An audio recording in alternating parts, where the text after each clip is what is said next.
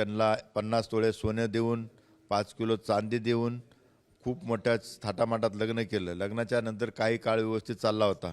त्यांचा बिझनेस ठप्प होता. पूर्वी ते कोणता बिझनेस करायचे आम्ही काही जास्त माहिती नव्हती घेतली. त्यानंतर त्यांना बिझनेससाठी मदत केली. त्यांचा व्यवसाय जरी चांगला असला तरी घरामध्ये माझ्या मुलीला पाहिजे तेवढं सुख मिळत नाही.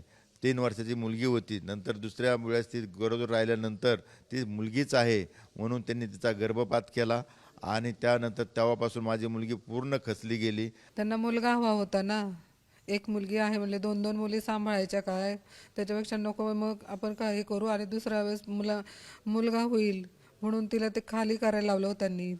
5 महिने झाले, 5 महिन्याचं सिजर करून खाली करायला लावलं. नॉर्मल होत नव्हतं, मग सिजर करून अबॉर्ट केलं ते बाळ तिचं. तिचे जे लग्नातले दागिने होते ते व्यवसायासाठी पैसे लागतात म्हणून तिच्या नवऱ्याने ती गहाण ठेवलेत. अजूनही बँकेतच आहेत ते.